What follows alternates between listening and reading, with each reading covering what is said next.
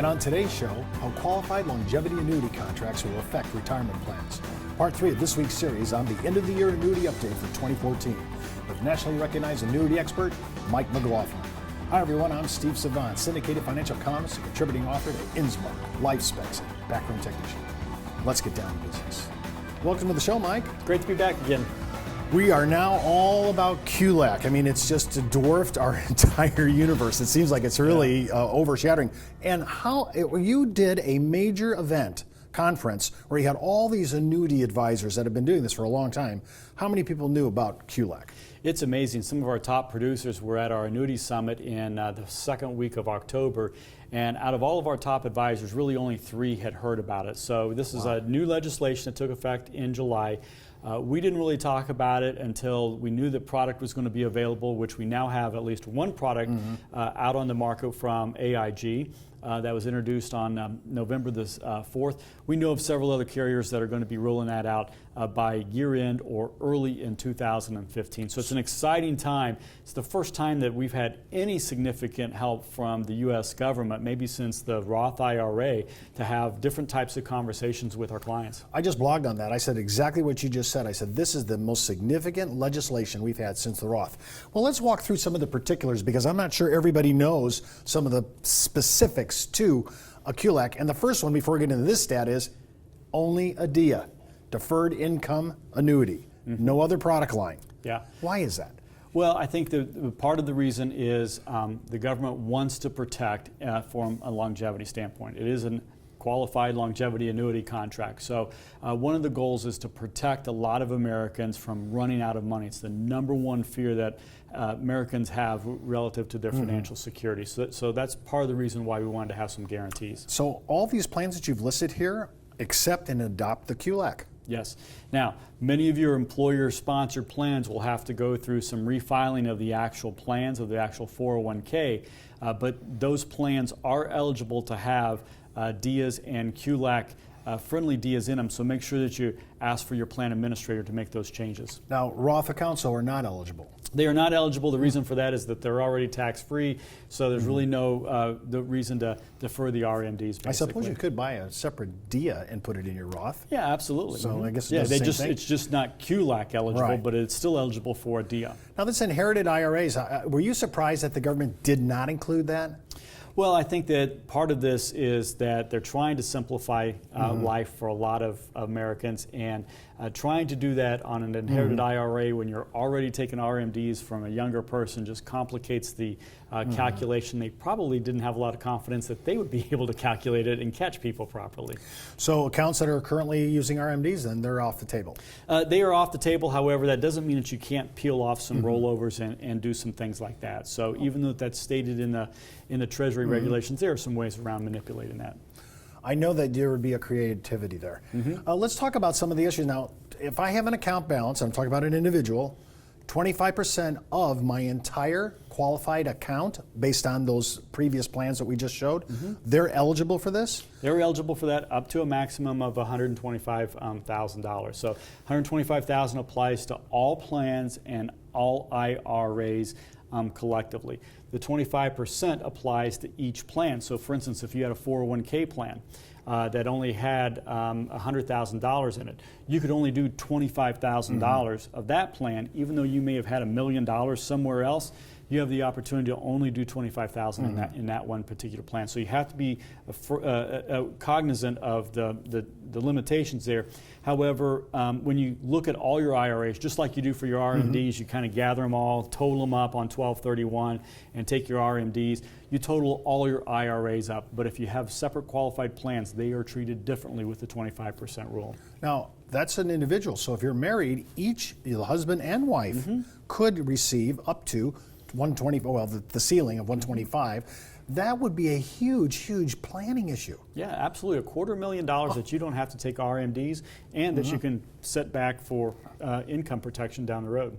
Yeah, this is, to me, this is an amazing piece of legislation. And again, thank you, Uncle Sam, because I'm really shocked that they did this. Now, they pushed this from RMD 70 and a half, mandatory requirement, minimum distributions, all the way out to age 85. That's nearly probably, I would say, for most of standard America, that is their longevity. Yeah, right? It's their life expectancy. Yeah, which is probably the thought of it, because what the goal here is to protect some longevity. That if you're living too long, that you have a base guaranteed income. But what I think is significant here is that it's just not life only. It's just not a pension income. This gives you an opportunity to increase with the CPIU, as well as anywhere between a 1% to 5% simple or compounded, or you could increase a flat dollar amount under the regulations. So this gives you an opportunity to help offset the impact of inflation. Mike, just real quick, have you done the numbers to see what that flat dollar, because I don't think many advisors look at that. They usually use a simple compound or the CPU, but not flat dollar. Have you seen any of that? We have not seen any of that, but all of this is very new. So I think that when it comes down to sitting down with a client and looking at different options that they have, I think that will come much more frequently than what we're anticipating right now. Before we go to the break, ROP? Yeah. What's nice here is that you do have a return of premium. You lose all of your interest earnings, but your beneficiaries are guaranteed of getting back 100% of the QLAC DIA contributions. We get back from the break, we're going to continue introducing you into the QLAC, how it's going to impact retirement planning, and I think it could reinvent the way you approach clients, new clients because of QLAC, and going back to your old retirement models. We'll be right back after the break. It's not how much money you make for your clients, it's how much money they get to keep, especially in retirement. But retirement income could cause Social Security benefits to be taxed. One tax advantage alternative is life insurance designed as a non-modified endowment contract that can generate tax-free income without taxing Social Security benefits. These contracts offer differing funding options depending upon your client's risk tolerance. For more information on how life insurance can be part of your retirement planning, just email me at steve@downtobusiness.tv. Brought to you by Ash Brokerage, the practice enhancement company.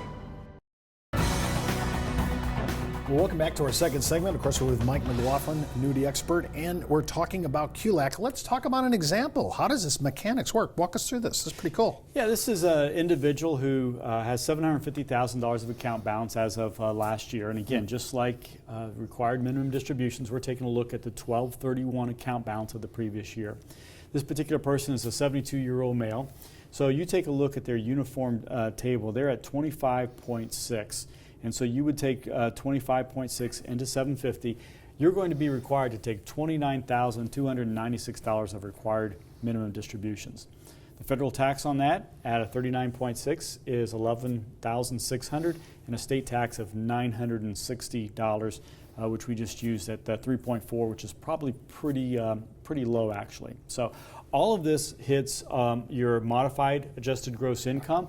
It also is factored into Social Security taxes. So when you take a look at $30,000 of RMDs, and your threshold for a married couple is between 34 and 44 to get into the second layer of taxation for Social Security, you're basically there already. So if you're taking anything else in terms of pension or earning any kind of other income, you're going to subject your Social Security to 85% of it being taxable. Now, this is really amazing to bring this up, because right now the exemption married couple probably all in is around $27,700 something change. Everybody keeps going to the first page of their 1040 and looking at the adjusted gross, but you keep pointing out, and rightly so, it's really your modified adjusted gross on the second page. So that number plus your Social Security provisional income test getting hit at the same time, this is huge. Yeah, and we're trying to control that a little bit with the QLAC. So we're using the same sample, and at 25%, and again, that's our maximum, is $187,500. So we've hit our threshold of $125,000. So this particular person cannot maximize the 25%. They can only defer $125,000. So that means that their RMD balance is reduced from $750 down to $625. We use the same calculation, the same divisor of 25.6. That means that we have reduced the required minimum distribution down to $24,414. So we've saved about $5,000 off the modified adjusted gross income, given them a little bit of relief. When you think about that being multiplied by husband and wife, all of a sudden that may make a $10,000 difference for this particular couple.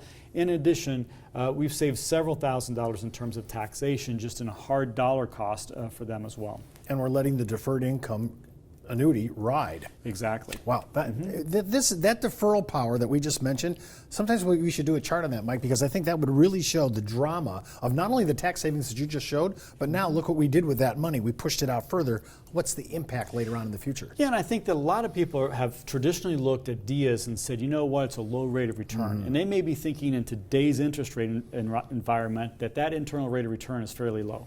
Probably wouldn't disagree with them when you do the internal rate of return. However, when you take a look at it versus other products with an income rider, this DIA really stacks up pretty well. In this particular person, we took a 70-year-old male and female. We took $125,000, that monthly benefit, out at age 85 in 1 month, which is the maximum amount of deferral, is $2,152 per month. Okay, so they're going to be taking about 4.5 or so out on a regular basis. What's significant about this is that this is joint plus a cash refund. So if they haven't used up their 125, the balance comes back to the beneficiary. So you have the same type of control to the beneficiaries that you would in an income rider play. But if you back into those numbers over the 15 years, you would have to have earned or grown your income base by 7% net. Actually, it's about 7.25% net. Again, after a fee of probably 1.25 in the new income riders, netting out that in terms of investment cost, and if you're in a non-taxable environment, netting out taxes. So you're looking at a significant amount of gain that you would have to do in order to have an equal amount of an income base coming out at age 85. So really, we're really saving assets that we would have had to in traditional, standard withdrawal practices. We would have had to have a higher asset base to get that number. Yeah, absolutely. And I'm using a 6% distribution at age 85, just like an income rider. When you take a look at even younger ages, you're looking at returns that you would need to do somewhere in the neighborhood of 8 to 8.5% in order to equal this type of payout. So this, even though in a low interest rate environment, this is still a very meaningful impact and stacks up really well against traditional variable annuity and fixed income riders. And that's without a COLA, is that correct? Yes, exactly. This is just straight out. And your last one? This last one is a 57-year-old. The reason why I showed this is that this just isn't for people who are between 65 and 70 thinking about, oh, you know what, I don't want required minimum distributions anymore.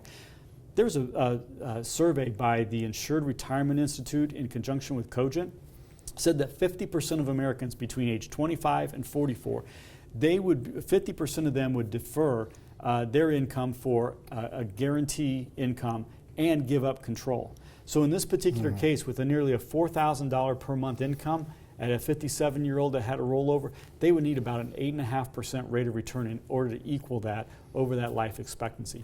That's a phenomenal rate of return on a guaranteed basis. And just one type, you still could have some control if you use what?